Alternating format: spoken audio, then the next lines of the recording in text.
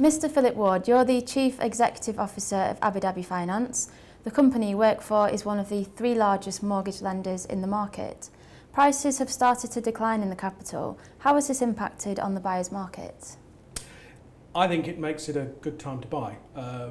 Property prices in any market fluctuate. Sometimes they're rising, sometimes they're falling. More often than not, they tend to be stable. I would say in Abu Dhabi at the moment, they fall into that third category. They're stable.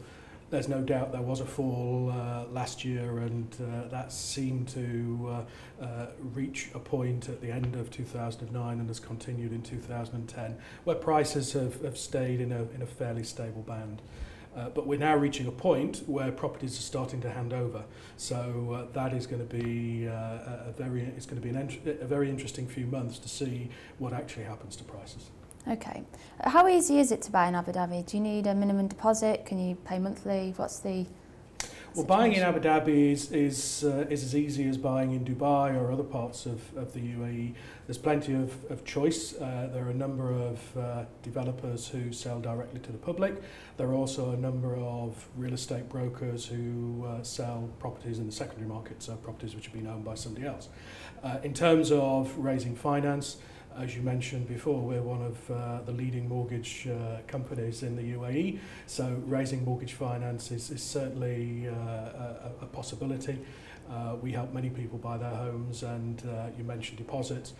We will lend from or up to 85% of the property's value, so that means someone is putting in 15%. Is it not more attractive for people just to rent and shop around when prices will be cheaper in a couple of months' time, they can change? Well, I think that depends on personal circumstances. This is a part of the world where a lot of people who live here are expatriates, so they're here for a varying periods of time. Some people choose to rent, and that's a perfectly legitimate thing to do.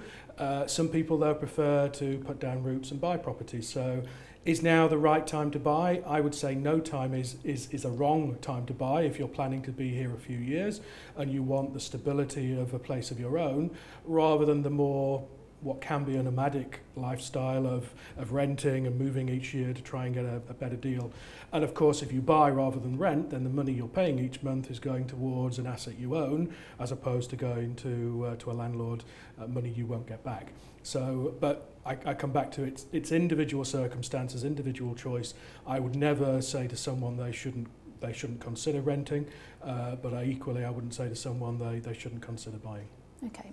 So what extent do you think we'll see prices drop in the capital over the next couple of months? Well, I think property prices have stabilised, and we are turning a new chapter in that we're getting the first group of properties which expatriates can own starting to hand over.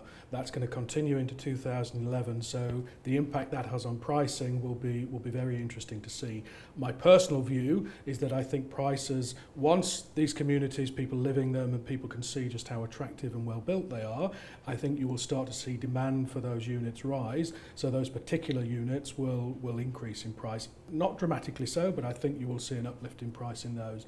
In terms of properties still under construction, I suspect those will continue to stay where they are until they reach the point of handover, and then once again people can see how well they've been built, and they too would probably then start to rise in price. Mr. Ward, thank you very much. Thank you.